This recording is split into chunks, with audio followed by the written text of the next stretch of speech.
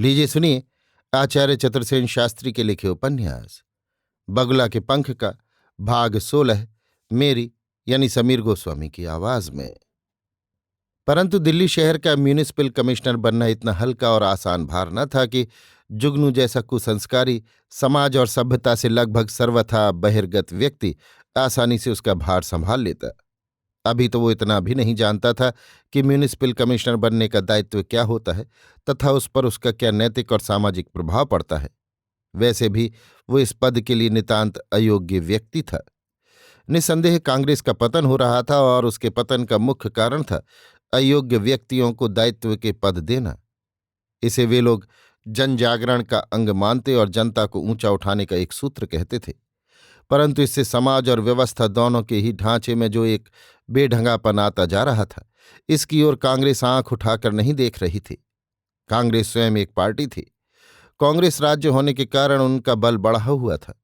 सत्तारूढ़ होने के प्रथम भी वो देश की सर्वाधिक सुदृढ़ और क्रियाशील पार्टी थी। देश पर उसकी धाक थी। देश के सर्वश्रेष्ठ व्यक्ति और चोटी के नेता कांग्रेस के साथ थे। परंतु उसी की पार्टी नीति ने देश में अनेक दलबंदियां उत्पन्न कर दी थीं। पाकिस्तान बनने से उसकी सबसे बड़ी प्रतिद्वंद्वी संस्था मुस्लिम लीग तो अब खत्म हो गई थी, पर जनसंघ वैसी ही सांप्रदायिक भावना से अब पनप रहा था और हिंदू जनता की एकमात्र हिमायती संस्था होने का दावा कर रहा था। इसके अतिरिक्त समाजवादी दल, प्रजा समाजवादी दल, कम्युनिस्ट दल, सिख संघ आदि और भी दल थे जो राजनीतिक थे। केवल सिखों का संघ और जनसंघ एक हद तक सांप्रदायिक थे, परंतु वे अपने को राजनीतिक दल ही मान रहे थे और इस प्रकार भीतर शासन में भी और बाहर सामाजिक व्यवस्था में भी एक प्रकार की ऐसी धांधली और अव्यवस्था मची हुई थी कि उसे खुशी से मानसिक व्यभिचार कहा जा सकता है। सबसे बड़ी बात यह थी कि कांग्रेस राज्य सत्ता को चला रही थी। इससे ये सारे ही दल कांग्रेस विरोधी दल थे। आपस में इनमें विरोध बहुत था, पर वे कभी टकराते नहीं थे। परंतु कांग्रेस से सब पृथक पृथक भी और एकत्र होकर भी कारण अकारण मोर्चा लेते थे। उनकी नीति ही कांग्रेस का विरोध करने की थी और इस विरोध की चोट उस व्यक्ति को सीधी सहनी पड़ती थी जो कांग्रेस में एक विशिष्ट स्थान पा जाता था। इस हिसाब से दिल्ली नगर का म्यूनिसिपल कमिश्नर होना जुगनू के ऊपर असह्य भार था। प्रथम तो वो हर तरह अयोग्य व्यक्ति था। दूसरे सच्चे अर्थों में वो यथार्थ कांग्रेसवादी न था। न वो कांग्रेस के सिद्धांतों को जानता ही था, न मानता ही था। परिस्थितियों ने उसे धकेल कर आगे कर दिया था और अब उसे बाहर से भीतर की ओर वाम गति से कांग्रेस का एक प्रमुख पुरुष बनना पड़ गया था। शोभाराम उसकी पीठ पर थे। शोभाराम, सच पूछा जाए तो उसके एकमात्र अवलंब थे। दुर्भाग्य से अस्वस्थता के कारण शोभाराम अपने स्थान पर उसे बढ़ाए जा रहे थे। ये उसका बड़ा भारी भाग्योदय था। म्यूनिसिपल कमिश्नर होने पर शोभाराम और पद्मा देवी ने उसे बहुत बहुत बधाइयां दी। परंतु बधाइयों की अब उसे क्या कमी थी। अब तो उसे पार्टियां दी जा रही थीं, सम्मान पत्र दिए जा रहे थे। अब उसके पास अत्यंत व्यस्त कार्यक्रम था। उसे अब भाषण करने की आवश्यकता थी, पर वो भाषण नहीं कर सकता था। बोलने योग्य विषय विवेचना की सामर्थ्य उसमें नहीं थी। अब तक शोभाराम उसे संभालते आए थे। अस्वस्थ रहने पर भी वे हर पार्टी में जाते, उसकी ओर से दो चार शब्द कहते। उन्होंने बड़ी कठिनाई से उसे दो चार वाक्य याद करा दिए थे। जब भी कोई समारोह होता, वो लाज और संकोच में सिकुड़ा सा हाथ जोड़कर अत्यंत गंभीरता से कहता, मित्रों, आपकी कृपा का आभारी हूं। मैंने प्रतिज्ञा की है कि मैं भाषण नहीं दूंगा। मैं जो चाहता हूं वो कहकर नहीं, करके दिखाना चाहता हूं। इतनी सी बात पर तालियों की गड़गड़ाहट से पार्टियां गूंज उठती। लोग उठकर उससे हाथ मिलाने और परिचय प्राप्त करने को आतुर हो उठते।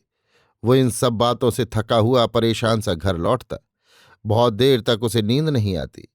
वो अपने भूत भविष्य पर आधी आधी रात तक विचार करता रहता।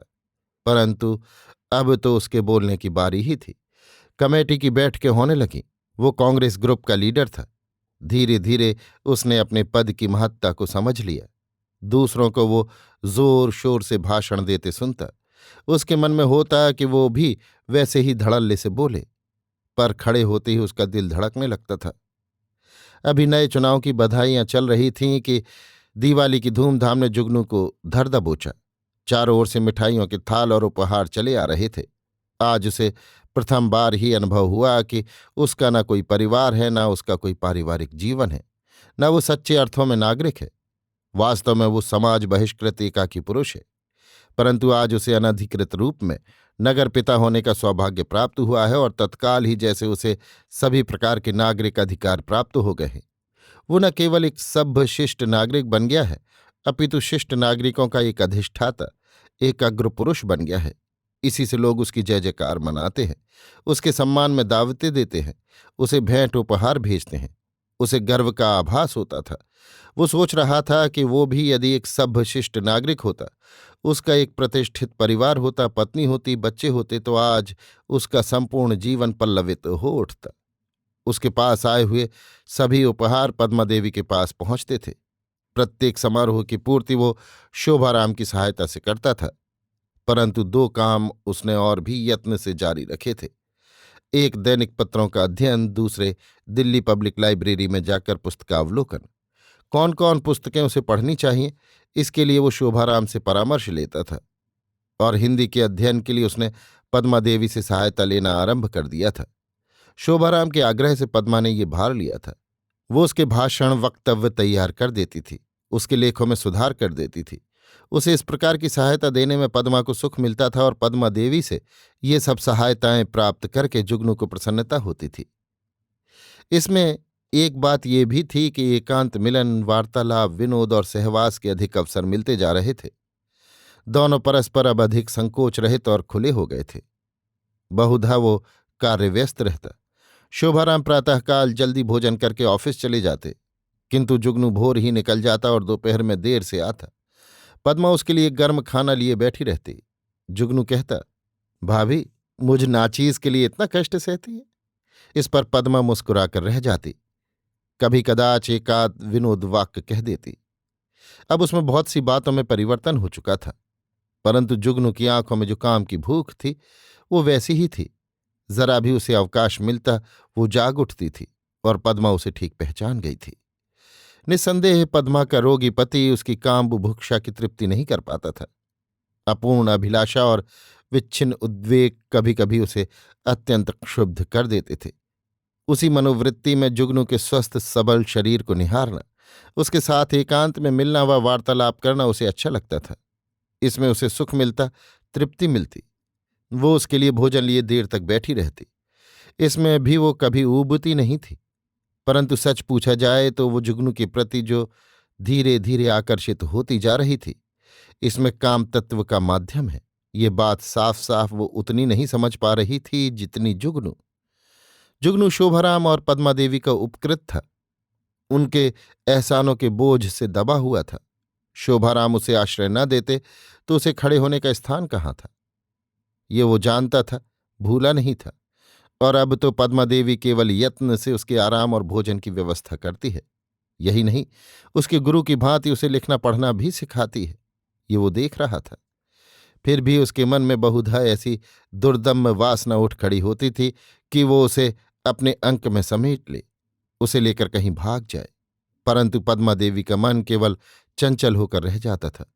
उसे अधिक से अधिक निकट से देखने का सुख भाव उसके मन में उदित था। इससे अधिक विकार अभी नहीं बढ़ा था।